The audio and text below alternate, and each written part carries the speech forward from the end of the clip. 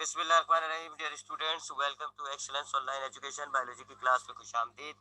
Last time chapter number 5 variety of life में हम viral disease की स्टडी कर रहे थे। काफ़ी वायरल डिजीज हमने पढ़ी, कोल्ड, मीसल्स, रेबीज, मम्स, और फिर हमने जो लास्ट डिजीज पढ़ी थी वो एड्स होती है जी। एड्स एक लीथल बीमारी है, जानलेवा बीमारी है। एड्स का मतलब होता है एक्वायर्ड इम्यून डिफिशिएंसी सिंड्रोम।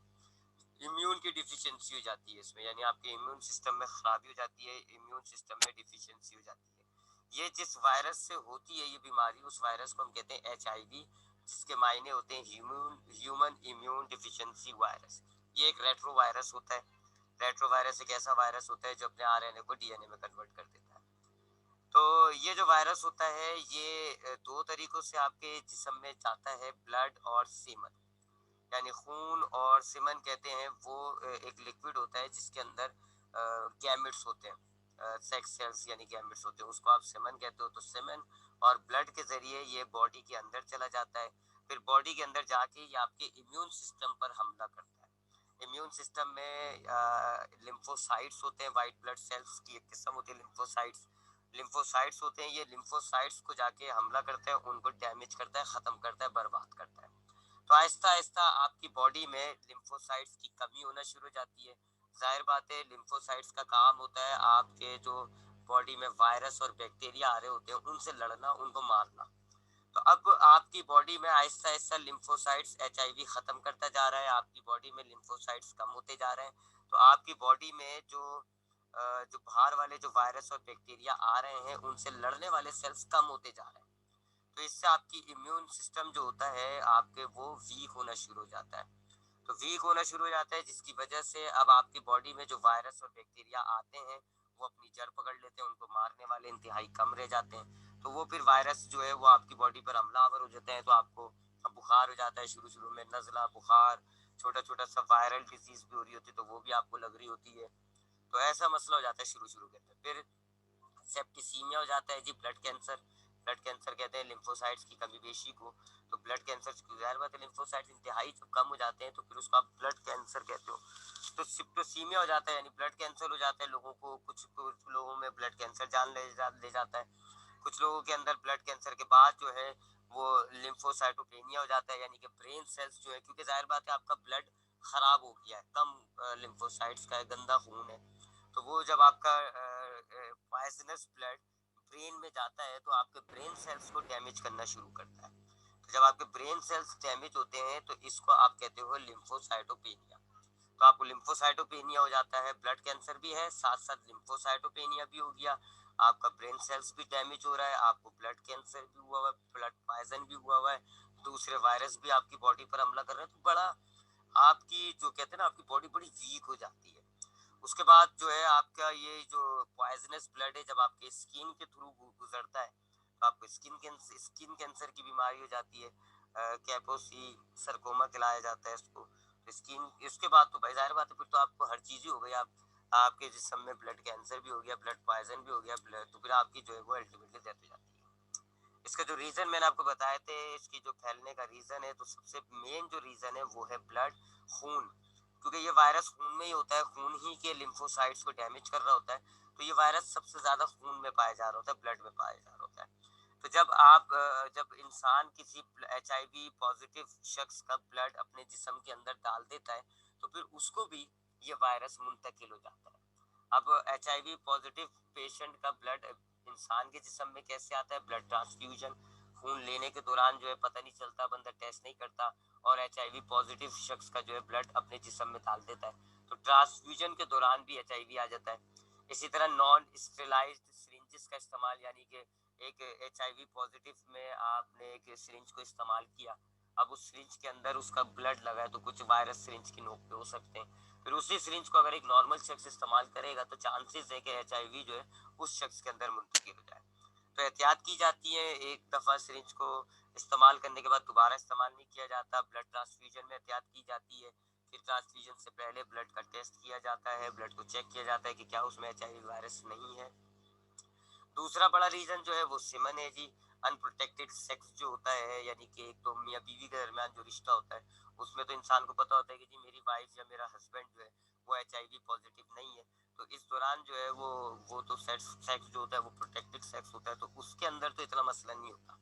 लेकिन बाज़ औक़ात अनप्रोटेक्टेड सेक्स होते हैं जी, के लोग इंसान जो है इधर उधर जो है वो जो है वो क्या कहते हैं रिलेशनशिप कायम करते हैं, जिसकी वजह से उन्हें नहीं पता होता कि सामने जो है मेल जो है अगर एक फीमेल के साथ एक रिलेशनशिप क्रिएट करता है, उसको थोड़ी पता है कि सामने जो फीमेल है वो HIV पॉजिटिव है या नेगेटिव है। उसे नहीं पता। जब वो रिलेशनशिप कायम करता है तो दोनों इस रिलेशनशिप कायम करने के दौरान मेल और फीमेल दोनों के सीमेंट एक दूसरे से ट्रांसफर होते हैं। तो अब अगर अब एक आदमी है, एक औरत है, दोनों को नहीं पता कि इनमें से कौन HIV पॉजिटिव है, कौन HIV नेगेटिव है। अब वो अगर वो एक रिलेशनशिप क्रिएट करते हैं तो दोनों का सीमेंट ट्रांसफर होता है एक दूसरे के अंदर। अब अगर उनमें से एक को अगर HIV हुआ तो दूसरे को भी हो जाता है। तो यूं कहते हैं कि जी अनप्रोटेक्टेड सेक्स जो है वो दुनिया में एड्स को फैलाने का एक अहम तरीन जरिया है। इसलिए कहा जाता है कि जी रिलेशनशिप कायम ना की जाए। तो एड्स इसकी कोई इलाज नहीं है, ये भी मैंने आपको बताया था। कुछ आपके पास एंटीबायोटिक्स होती हैं जिनके जरिए आप इस HIV वायरस की जो ग्रोथ है उसको होल्ड कर सकते हो, उसको स्लो कर सकते हो, जिससे HIV का जो पेशेंट होता है उसको थोड़ा वक्त मिल जाता है। लेकिन फिलहाल कोई इसका प्रॉपर एंटीबायोटिक, कोई इसका प्रॉपर मेडिसिन, कोई ड्रग्स अब तक डिस्कवर नहीं हुई। अब हमने एक और लास्ट टॉपिक है हमारे पास, एक और हमने जो है वो वायरल डिजीज के बारे में बात करनी है, जो कि हेपेटाइटिस कहलाती है। हेपेटाइटिस जो होती है, दरअसल हेपेटाइटिस हम कहते हैं किसको है, इन्फ्लेमेशन ऑफ लीवर, लीवर की सूजन को, इन्फ्लेमेशन ऑफ लीवर। ये जो आपका लीवर यानी कि कलेजा, जिगर, इसमें सूजन जो हो जाती है, सूज जाता है, इसका साइज इंक्रीज हो जाता है, इसकी सूजन को हम कहते हैं हेपेटाइटिस। अब ये जो सूजन होती है ये कई वजूहात से हो सकती है। ये नहीं है कि इसकी एक ही वजह है वायरस, कई वजूहात से हो सकती है। बाज़ औक़ात आप कोई टॉक्सिक चीज़ खा लेते हैं, कोई गलत चीज़ खा लेते हैं, उसकी वजह से लीवर पे इम्पैक्ट पड़ता है, लीवर सूज जाता है, सूजन हो जाती है, इन्फ्लेमेशन हो जाता है। बाज़ औक़ात वायरस के ज़रिए भी जो है वो वायरस बॉडी के अंदर आ जाता है और वायरस जो है वो लीवर के अंदर इन्फ्लेमेशन पैदा कर देता है। और बाज़ औक़ात जो है कोई दवाई, कोई ड्रग्स मिसयूज़ कर ली जाती है, गलत दवाई खा ली जाती है, तो ड्रग्स की वजह से भी इसकी इन्फ्लेमेशन हो जाती है। तो काफ़ी रीज़न है जी इसके, वायरल भी है ये इसका रीज़न, और ड्रग्स भी इसका रीज़न होता है, और टॉक्सिक सब्सटेंसेस भी होते हैं जी इसके पीछे। तो व्हाट इज हेपेटाइटिस? हेपेटाइटिस क्या होता है? लीवर की सूजन को आप हेपेटाइटिस कहते हो। इसकी जो रीजन है वो वैसे तो बहुत सारे हैं, वायरल ड्रग और टॉक्सिक सब्सटेंसेस। तो इस हिसाब से हेपेटाइटिस की कई टाइप्स होती हैं। हेपेटाइटिस ए, बी, सी भी होता है, हेपेटाइटिस डी, ई, एफ, जी, ये है जी हेपेटाइटिस की टाइप्स। तो काफी टाइप से डिपेंड करता है किस वजह से हो रहा है। वायरल हेपेटाइटिस जो होते हैं वो ये होते हैं, A B C. A virus hepatitis A, hepatitis B और हेपेटाइटिस सी जो होता है वो वायरल होता है, वो वायरस से होता है। जबकि हेपेटाइटिस डी, ई, एफ और जी जो है वो ड्रग्स या कोई टॉक्सिक सब्सटेंस को बॉडी के अंदर डालने से, लेने से जो है वो हेपेटाइटिस होता है। तो हम चूंकि वायरस की बात कर रहे हैं तो हम हेपेटाइटिस ए, बी और सी को देख लेते हैं। तो पहले हम हेपेटाइटिस ए की बात कर लेते हैं। हेपेटाइटिस ए की बात कर लेते हैं जी। हेपेटाइटिस ए जो है वो हेपेटाइटिस ए वायरस से होता है। इसका जो वायरस है उसको आप कहते हो हेपेटाइटिस ए वायरस। जब ये जो है इंसान के जिस्म में उसके खाने के जरिए डाइजेस्टिव ट्रैक में आता है, यानी आप जब कोई खाना खाते हो तो उस खाने में अक्सर जो है वो ये वायरस होता है, H A virus, hepatitis A virus. तो जब इंसान खाना खाता है तो उस खाने के जरिए उसके डाइजेस्टिव ट्रैक में आ जाता है, फिर यहाँ से वो जाता है ब्लड के अंदर, और फिर ब्लड से वो पहुंच जाता है लीवर के अंदर, और फिर लीवर के जो हिपैटोसाइटिक सेल्स होते हैं, हिपैटोसाइटिक सेल्स होते हैं, उनको ये डैमेज करता है, जिसकी वजह से लीवर में सूजन आ जाती है, इन्फ्लेमेशन हो जाता है। ठीक है। तो पहला जो हम हेपेटाइटिस डिस्कस कर रहे हैं वो hepatitis A, which is cause by H A virus. ये आपके खाने के जरिए आपके डाइजेस्टिव ट्रैक में आएगा, फिर आपके डाइजेस्टिव ट्रैक से ब्लड में जाता है, फिर ब्लड से ट्रेवल करता हुआ लीवर में जाएगा, और लीवर के जो सेल्स होते हैं हिपाटोसाइटिक सेल्स, उनको ये डैमेज करता है। तो उनके डैमेज की वजह से लीवर जो है वो इन्फ्लेम कर जाता है। इसके कुछ इंपॉर्टेंट सिम्टम्स, इसके जो कुछ इंपॉर्टेंट सिम्टम्स होते हैं जी, सबसे पहला और मेन सिम्टम जो होता है वो बुखार हो जाता है। बुखार के साथ साथ आपको थकन सी महसूस होगी, फैटीग होगा, आपको थकन सी महसूस होती है। उसके अलावा लीवर का सूज जाना, जाहिर बात है इन्फ्लेमेशन ऑफ लीवर, लीवर बढ़ जाता है, साइज उसका बढ़ जाता है, एनलार्ज हो जाता है। और ज्वाइंटिस यानी कि पीलिया हो जाता है इंसान को। ये इसके सिम्टम्स हैं। तो पीलिया से हेपेटाइटिस को बड़ा कंपेयर किया जाता है, क्योंकि तमाम हेपेटाइटिस में लीवर का जब सूजन हो जाती है ना, तो फिर लीवर एक खास किस्म का कंपाउंड होता है बिलिरुबिन, वो खारिज करना शुरू कर देता है। और जब ये बिलिरुबिन खून के अंदर शामिल होता है, यूरिन के अंदर शामिल होता है, तो खून और यूरिन पीले कलर का हो जाता है, जिसकी वजह से आपकी बॉडी पीली कलर की दिख रही होती है, जिसको आप ज्वाइंटिस कहते हो। तो हेपेटाइटिस ए के जो सिम्टम्स है, बुखार हो जाता है, थकन हो जाती है, लीवर का सूज जाना और ज्वाइंटिस, ये इसके सिम्टम्स हैं। इसका इलाज या इसका या ए बी सी तीनों का इलाज जो है वो बाकायदा वैक्सीनेशन के जरिए भी होता है। आप छोटे बच्चों को कतरे पिलाते हैं, जिसकी वजह से इन वायरस की इम्यूनिटी बन जाती है। इसके अलावा ड्रग्स वगैरह के जरिए भी एहतियात की इसका इलाज होता है। एंटीबायोटिक्स होती है, एंटीवायरल डिजीज ड्रग्स होती है, उनके जरिए भी इलाज होता है। और जो एहतियात होती है जी, खाने में एहतियात की जाती है, खाने पीने को देखभाल के इस्तेमाल किया जाता है ताकि ये वायरस आपकी बॉडी में ना आए। इसी तरह हेपेटाइटिस बी और सी की बात करें, हेपेटाइटिस बी और सी की बात करें तो ये होता है, हेपेटाइटिस बी होता है एच बी वायरस की वजह से, और हेपेटाइटिस सी होता है एच सी वायरस की वजह से। इनके जिस्म में जाने के तीन रीजन होते हैं। सबसे पहला रीजन होता है ब्लड ट्रांसफ्यूजन। आप किसी के खून के अंदर हेपेटाइटिस बी वायरस है या हेपेटाइटिस सी वायरस है और उस शख्स का खून अपने जिस्म में डाल दें, तो ये वायरस आपके जिस्म में आ जाता है। ब्लड ट्रांसफ्यूजन के जरिए होता है सबसे इसका मेन रीजन। दूसरा सेक्सुअल रीजन होते हैं जी, वही अभी जो आपको एड्स का रीजन बताया था, सेक्सुअल इंटरकोर्स, उसकी वजह से भी, सीमेन की वजह से भी ये इंसान के जिस्म में आ जाता है।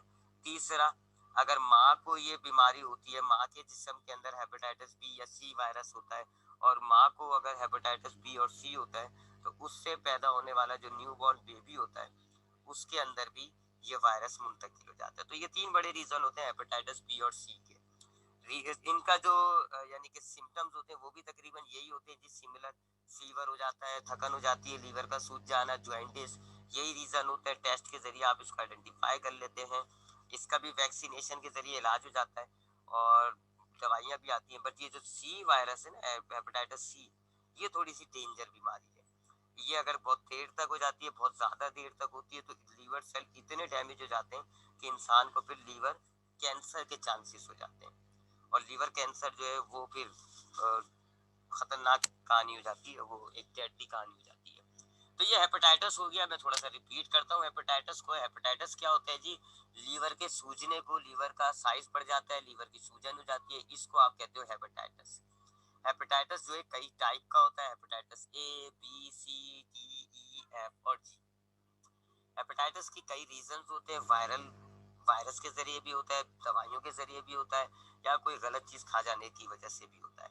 वायरल तीन होते हैं जी, हेपेटाइटिस ए बी और सी। पहले हेपेटाइटिस ए को थोड़ा सा दोहराएं तो हेपेटाइटिस ए जो है वो एच ए वायरस की वजह से होता है, जो खाने के अंदर इंसान के डाइजेस्टिव ट्रैक में आ जाता है।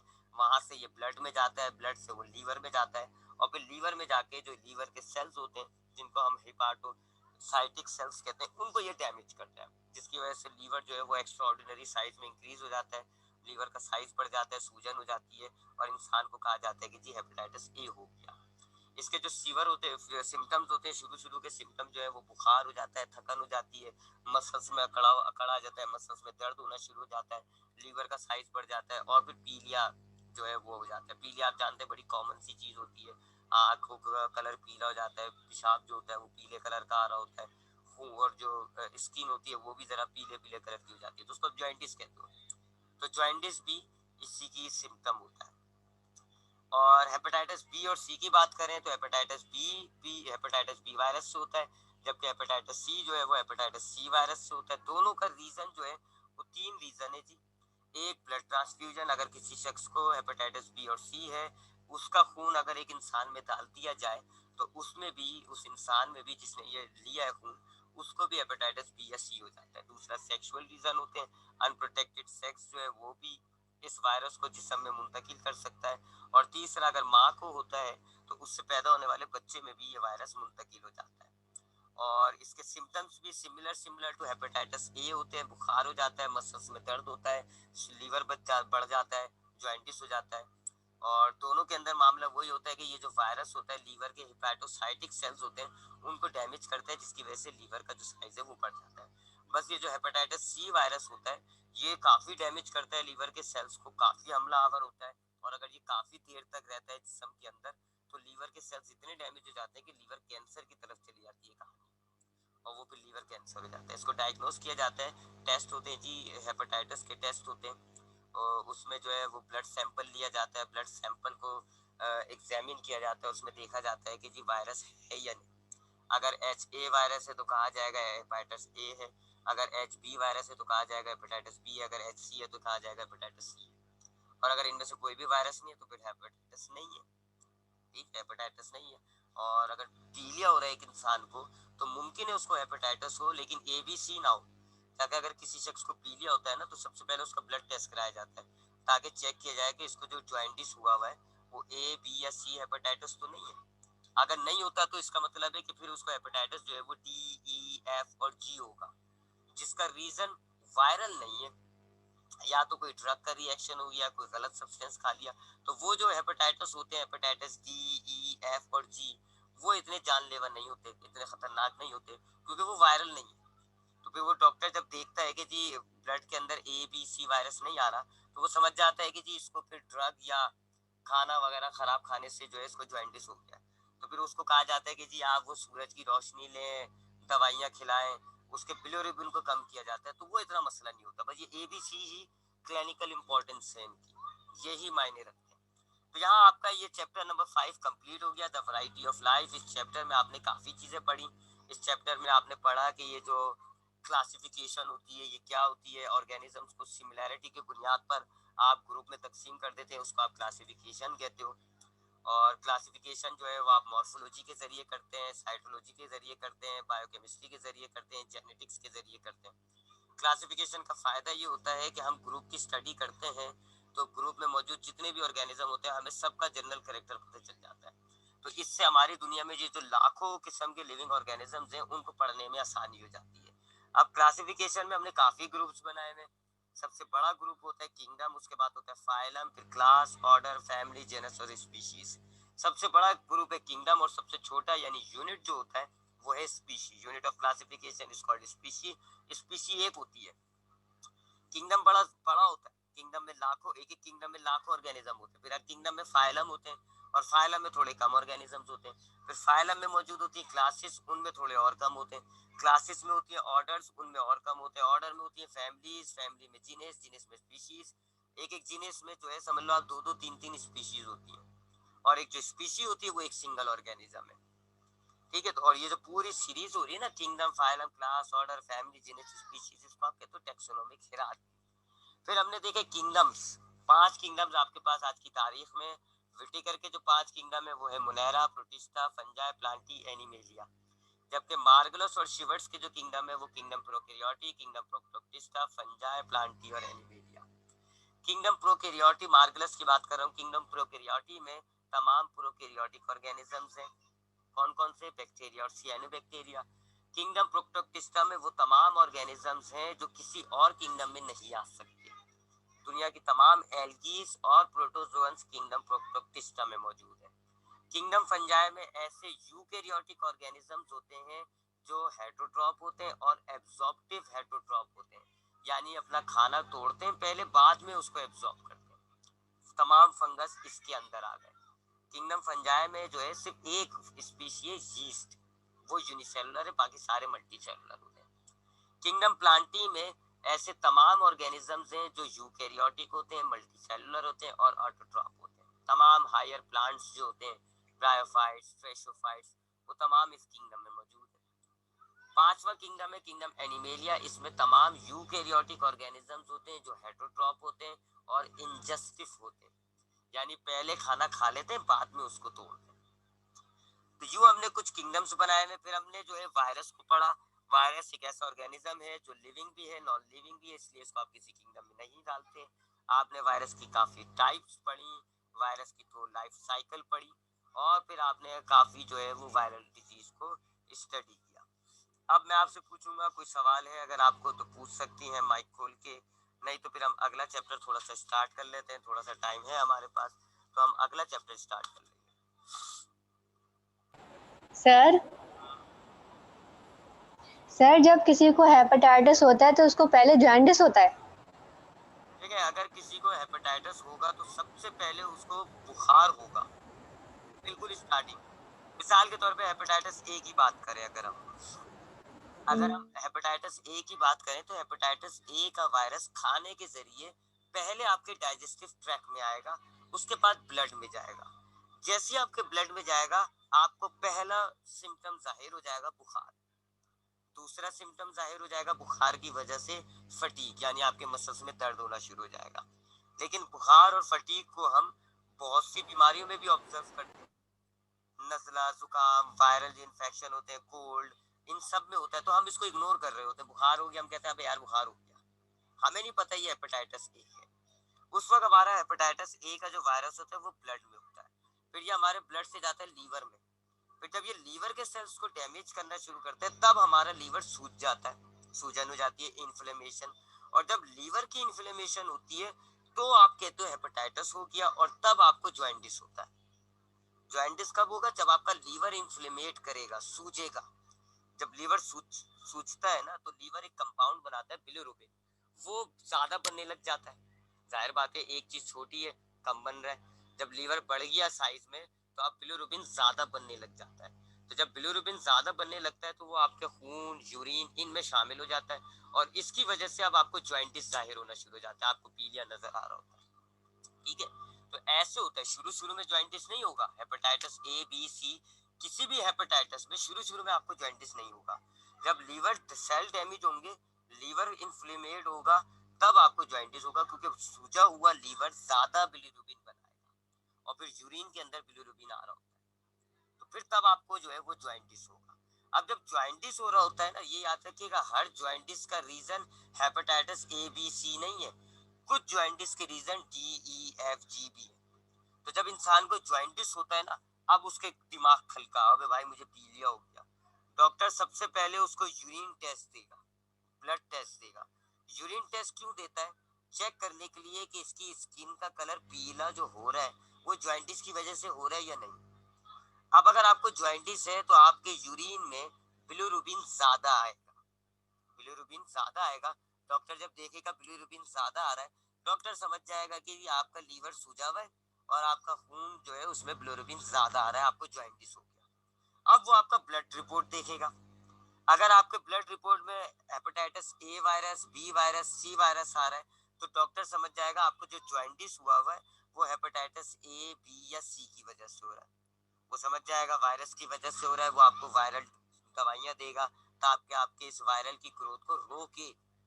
मार तो नहीं सकता, दवाई नहीं है कोई, वो आपके वायरस की ग्रोथ को रोक देगा। आपका वायरस 2 दिन के बजाय 2 हफ्तों में ग्रोथ करने लग जाएगा।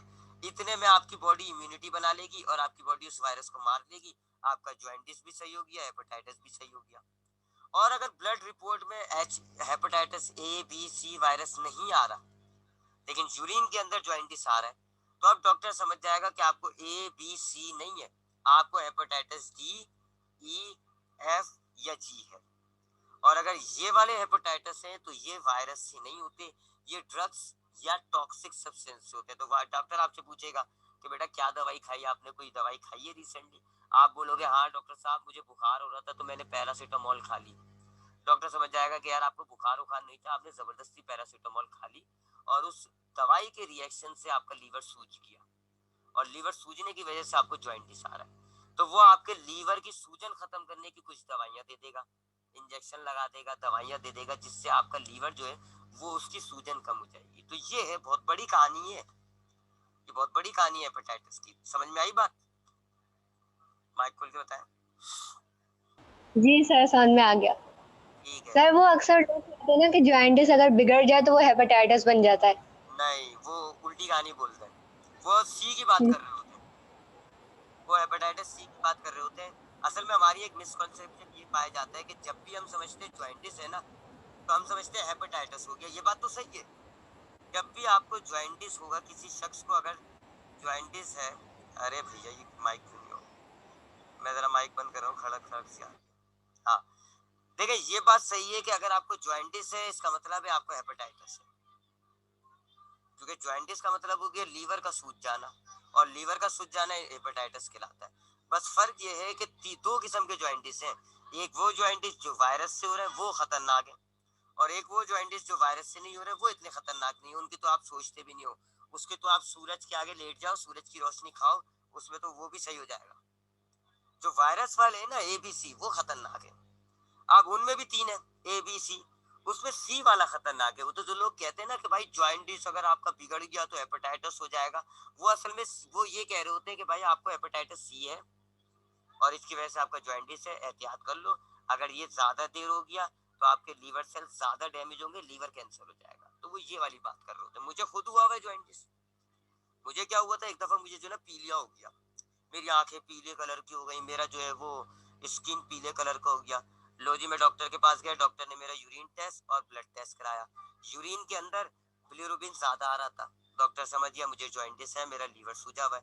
लेकिन जब हेपेटाइटिस का टेस्ट कराया तो ए बी सी नेगेटिव आ रहा था, ए भी गलत, नेगेटिव, बी भी नेगेटिव, यानी वो समझ गया कि मेरे जिस्म में वायरस नहीं गए। वाह, मुझे जो जॉइंटिस हुआ हुआ है इसका मतलब है मेरा लीवर सूजा हुआ है, लेकिन वायरस इसका रीजन नहीं है। मुझसे पूछा, मैंने बोला हाँ मैंने 2-4 दिन बाहर का खाना खाया था। वो समझ गया टॉक्सिक सब्सटेंस, और हकीकत में मैंने बाहर का खाना काफी खा रहा था 2-4 महीनों से। तो उसने पूछा भाई तुम क्या कर रहे हो आजकल, खाना वाना खा रहे हो क्या? मैंने बोला हाँ डॉक्टर साहब, मैंने जो है बाहर का खाना 1 महीने से बहुत ज्यादा खा रहा हूँ। उसने बोला बेटा बाहर के खाने की वजह से हुआ है आपको, और वही टॉक्सिक सब्सटेंस की वजह से हुआ है। उसने मुझे 2 दिन एडमिट रखा, खूब दवा के इंजेक्शन लगाए। इंजेक्शन के जरिए उसने मेरे लीवर की सूजन को खत्म कर दिया। लीवर का सूजन कम हो गया, बिलिरुबिन औकात में आ गया, मेरे खून के अंदर बिलिरुबिन भी औकात में आ गया, जॉइंटिस खत्म हो गया। तो काफी इंटरेस्टिंग बीमारी भी है और काफी पेचीदा बीमारी भी है। ठीक, और कोई सर सवाल? मुझे भी,